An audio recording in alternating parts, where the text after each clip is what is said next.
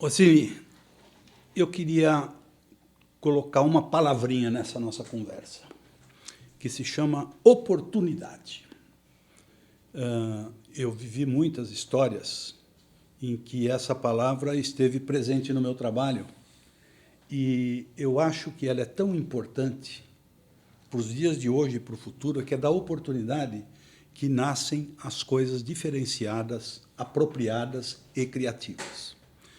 Eu tenho duas histórias para contar, vividas por ela, me desculpem, faz de conta que eu estou sendo apenas o narrador que esteve presente nesses dois momentos.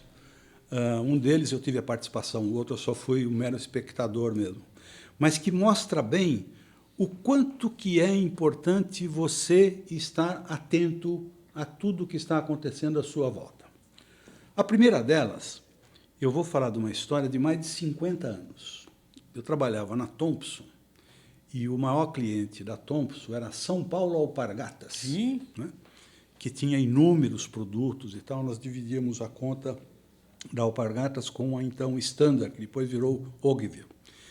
E um dia nós recebemos lá na Thompson um sujeito que cuidava da área de vendas, naquela época já um velhinho simpático, simplório, maravilhoso, mas de uma experiência, uma vivência na arte de vender calçados de uma forma impressionante. E o que aconteceu? Seu Bearzi é o nome dele.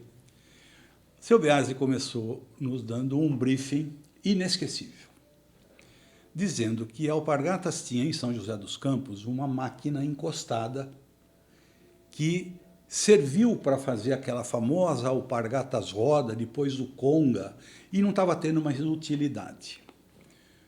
Aí, um belo dia, um funcionário da Alpargatas de São José dos Campos desenhou um calçadinho e viu que a máquina estava desocupada, pediu para o chefe dele se ele poderia pegar aquele molde e ver se conseguia transformar aquilo num sapatinho. Seu Bearzi contando, briefing na Thompson.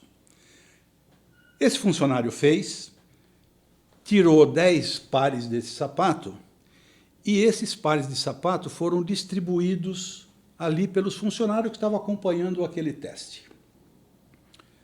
Agrado total, pediram mais.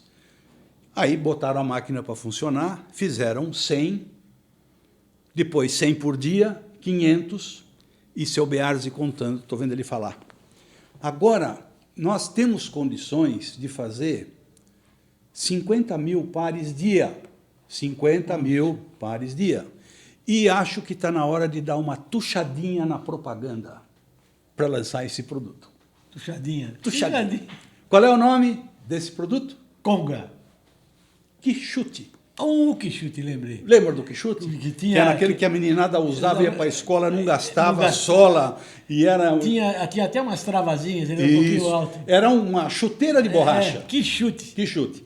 E a campanha que a Thompson fez, atenção Animaker, vamos achar esse comercial, por favor, que é um comercial, na época, tinha uma série de televisão que se chamava O Cyborg, o homem de 5 milhões de dólares, que era um ser humano que tinha sido adaptado com toda a tecnologia na época, e era um invencível.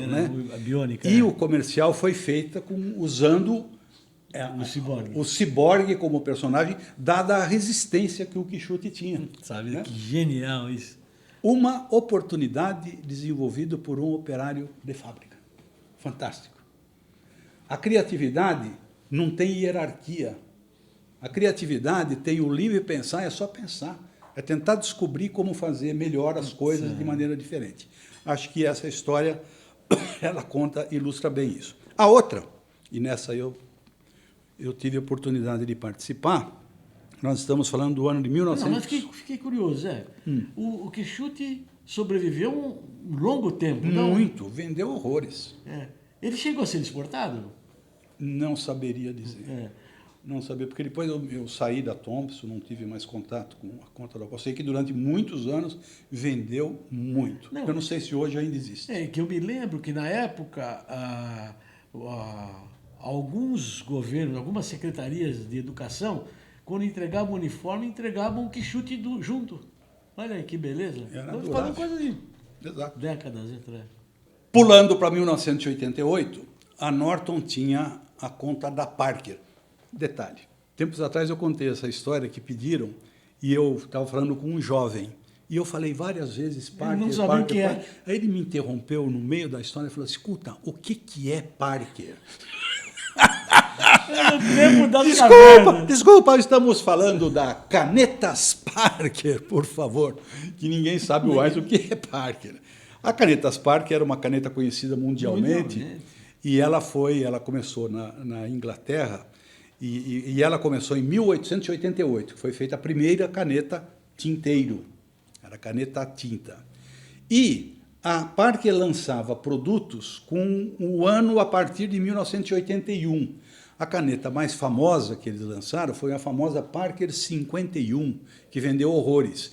Mas não é porque a Parker lançou essa caneta em 1951. Ela lançou a caneta Parker 51 no 51º ano da fundação da Parker, lá de 1888. Então, o 51 já era bom e depois virou uma boa ideia, né? Bom, cliente da Norton, a Parker, em 1988, queria lançar a Parker 100, que era os 100 anos da Parker no mundo, 1888, 1988. E a criação preparou uma estratégia criativa fantástica, que eram anúncios em que ia contando a história das canetas que mais fizeram sucesso na Parker nesses 100 anos. E culminava com um último anúncio, e agora chegou a Parker 88 para comemorar os 100 anos da Parker. Linda campanha, inviável, porque a Parker era um cliente modesto na reserva de propaganda. Era porque eram poucos compradores também, né? Um produto caro, não era... Não, era líder de mercado e tinha, na época, uma infiltração das famosas canetas Bic que quebraram a escrita no Brasil, né? A Parker era tido como... Ter uma caneta Parker era um sinal de status. Exatamente, que é isso que eu quis dizer. Cara também. Bom, campanha inviável do ponto de vista de mídia, aí que entrou o seu amigo aí na história. E aí nós conversamos se nós não poderíamos fazer um anúncio que eu apelidei de o anúncio fermento.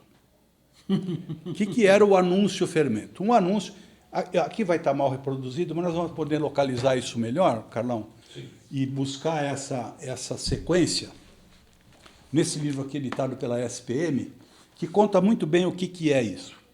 Os anúncios que eram de página dupla, e inviabilizava, em termos de custo de mídia, fazer essa sequência de páginas duplas para contar toda essa história, nós criamos o famoso anúncio fermento. O primeiro anúncio era 1/3 de página, veiculado na página par. Aí você virava a revista, vinha 2/3 de página, falando do outro lançamento da Parker, virava outra página, preenchia essa página par, e assim na sequência, até a última, que era o lançamento da Parker 88. Então, nós transformamos toda essa história, que seria 1, 2, 3, 4, 5, 6 anúncios de página dupla, em menos da metade do espaço. E aí fomos para veicular esse anúncio. Detalhe, mesmo com essa redução, a Parker só tinha uma bala na agulha para poder copiar o Color. Só dava para fazer um anúncio desse uma vez na Veja. Não tinha mais dinheiro do que isso. Aliás, nem dava todo o dinheiro. Aí nós fomos conversar com o Abril, e falamos, queremos fazer isso aqui na revista Veja, que na época era a principal revista de informação do Brasil. As pessoas no domingo esperavam para ler a Veja e assistir o Fantástico na Globo. A Abril foi consultada e o Tomás Souto Correia, na época, já vice-presidente da Abril, amigo nosso, falou assim, nem por um caralho. Porque quem manda na paginação da revista é a redação. A redação, quando fecha a revista na sexta-feira, é que programa, inclusive, os anúncios. E ninguém vai poder fazer esse loteamento, como você está querendo, nessa sequência, que vai prejudicar aí o trabalho da redação. Aí fomos, de novo, em cima do Tomás. A oportunidade ela tem que ser buscada, principalmente se ela é nova. E conversando com o Tomás, nós fizemos ver a ele a importância que esse anúncio teria se fosse publicado e a importância que ele teria para o meio revista, o quanto que o meio revista ganharia com isso. E o Tomás se convenceu. Conversaram com o Roberto Tivita, conversaram com a redação e fizeram a grande exceção de sair publicado esse anúncio. Não parou por aí. Viabilidade da área de mídia. Apesar de ter diminuído o espaço, a Parker não tinha todo aquele tamanho. Fechamos com a Editora Abril, na época o nosso saudoso Oswaldo de Almeida Filho. Oswaldo de Almeida, né? Claro, conheci muito. Fechamos a veiculação e a hora que batemos o martelo do preço negociado, eu falei, Oswaldo, tem um detalhe, nós vamos pagar metade em caneta. Porra, puta que eu pariu! Você tá louco? Vai fazer um tumor desse, eu vou chegar lá só com 50% do dinheiro. Você precisa me ajudar. Deu tanta caneta na Parker, acho que a Abril deve ter caneta até hoje lá. Mas foi feito 50% dos anúncios pagos em permuta, para poder viabilizar uma grande ideia. Nunca desistir quando você tem algo que é importante na mão e que você tem que buscar.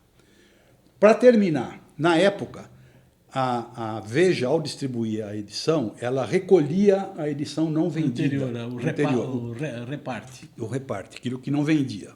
Eu acertei com a Abril de comprar, a preço de custo, se eu não me engano foram 5.000 exemplares, desta edição da Veja, que nós enviamos para todos os vendedores da Parker. Bela sacada, hein? E os vendedores da Parker foram, então, vender a Parker 88, levando o anúncio. Olha aqui, ó. Esse é o anúncio que vai sair, e olha aqui a publicidade que está acontecendo. Senhores, acreditem, a produção da Parker 88, lançado em 1988, Parker 100, desculpa, lançado em 1988, vendeu a produção anual em 45 dias. Esse é o poder da comunicação, né, Zé? E o poder da persistência quando você tem certeza que você tem algo apropriado, bom, e que é uma ideia que não é só para beneficiar a venda. Tem todo um componente aí do quanto que o meio revista ganhou com isso. Este anúncio, mesmo a Norton não inscrevendo, ganhou 8 prêmios internacionais. Nós recebemos uma vez um comunicado de um prêmio na Bélgica, que nós nem sabíamos que existia, mas tinha sido um anúncio premiado. Uma história fantástica.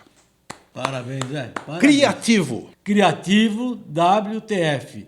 É aquele que sabe contar. Em podcast, em Instagram, no Facebook e no YouTube. Não, vamos aprender! Tchau.